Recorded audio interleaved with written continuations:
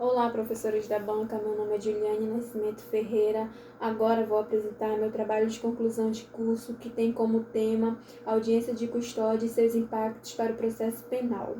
A problemática se deu a partir da seguinte indagação: qual a importância que a implementação da audiência de custódia tem para o custodiado?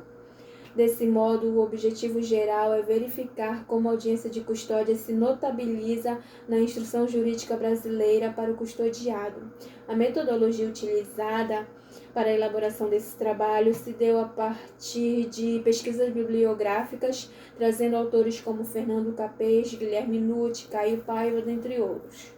Bom, o projeto da audiência de custódia foi proposto pelo Conselho Nacional de Justiça em 2015, mas somente em 1º de fevereiro de 2016 que entrou em vigor a Resolução 213 de 2015, que regulamenta a realização das audiências de custódia no Poder Judiciário. A audiência de custódia ela fundamenta-se em tratados internacionais que foram ratificados pelo Brasil. Esses tratados são a Convenção Americana dos Direitos Humanos, também conhecido como Pacto São José da Costa Rica, em seu artigo 7º, item 5, e no Pacto Internacional sobre os Direitos Civis e Políticos, no artigo 9º, item 3. Mas no que consiste a audiência de custódia?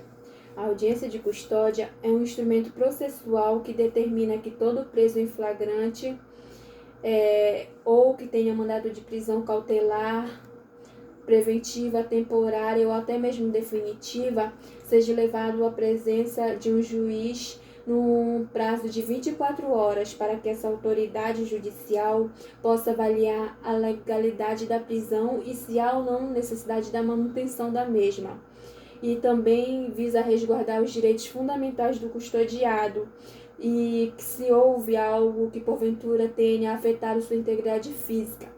Para Nutti, a audiência de custódia tem como finalidade a investigação das circunstâncias da prisão e não do crime.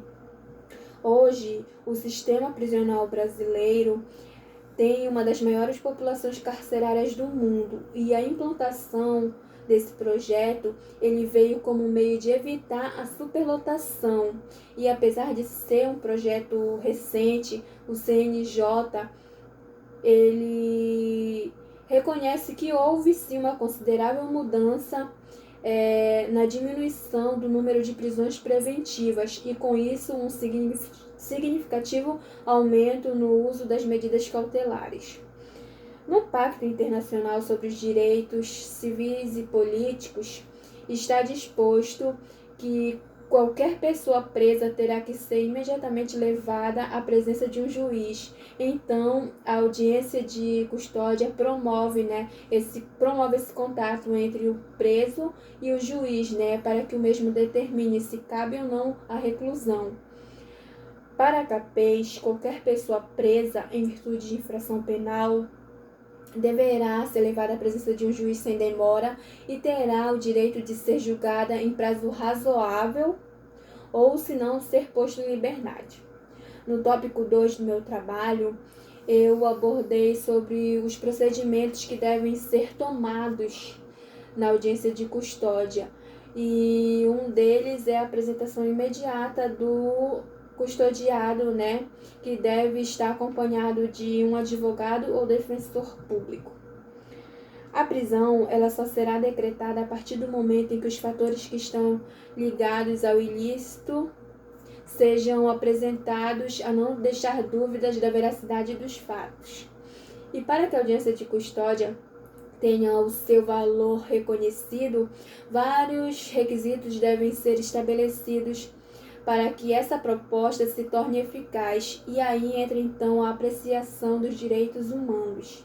Um dos pontos que também são avaliados e analisados pelo juiz é como foi feita a conduta policial e como foi feita a abordagem do custodiado. O juiz ele irá analisar se houve algum excesso por parte do agente de segurança e dessa forma ver se não foi afetada a integridade física do autuado. Para a Paiva, é indispensável a presença do defensor no interrogatório, sendo que ele deve ter a possibilidade de conversar com seu cliente antes da realização da audiência. No tópico 3, eu citei sobre a doutrina e a ideologia sobre o tema. Nós sabemos que em nosso país nós temos que seguir leis, né? Seguir de acordo com as leis. E que quando o indivíduo ele comete uma penalidade, ele deve sofrer, né, as sanções previstas em lei. Mas para que isso ocorra, deve-se anteriormente ele ter sido levado a julgamento, né, para que o juiz determine a devida punição.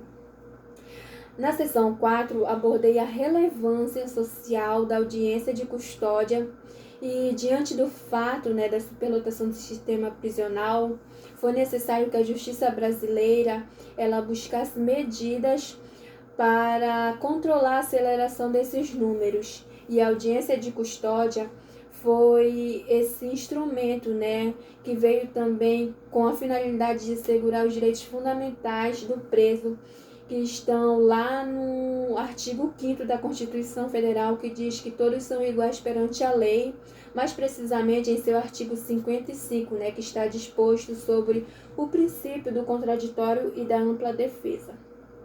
Sendo assim, podemos dizer que essas audiências elas estão asseguradas no ordenamento jurídico brasileiro, tanto seja na Constituição Federal, como também agora no Código de Processo Penal, né, que incorporou a realização das audiências de custódia, né, que antes eram só tidas na resolução, eram só regulamentadas na resolução 213 de 2015 do CNJ. A Lei Anticrime 13.964 de 2019 fundamenta em seu artigo 310 a realização dessas audiências. Diz que após receber os autos de prisão em flagrante no prazo máximo de 24 horas após da realização da prisão, o juiz deverá promover a realização da audiência de custódia com a presença do acusado, de seu advogado ou um defensor público. Bom, diante do que foi exposto, pôde-se compreender a real finalidade e relevância da audiência de custódia, né? Também quais foram os impactos que causaram no sistema prisional, já que CNJ reconheceu que houve sim uma significativa queda houve-se uma queda, né, nas prisões preventivas, optando assim em aplicar as medidas cautelares. Nós conhecemos a realidade do sistema prisional em nosso país e sabemos que a reclusão, que deveria ser um meio de punir o preso, mas também de trabalhar sua ressocialização durante o tempo em que ele permaneça recluso, muitas das vezes serve apenas para sua degradação, né? Ele muitas das vezes sai de lá muito mais problemático do que quando entrou. E com isso, a realização dessas audiências de custódia veio sim colaborar tanto como meio de garantir os direitos fundamentais do preso, como a preservação de sua integridade, a manutenção da sua prisão, a legalidade da prisão, mas também veio refletir mais lá na frente, né, no desafogamento do sistema prisional brasileiro. Com isso, finalizo a minha apresentação, agradecendo a atenção e me colocando à disposição para a arguição.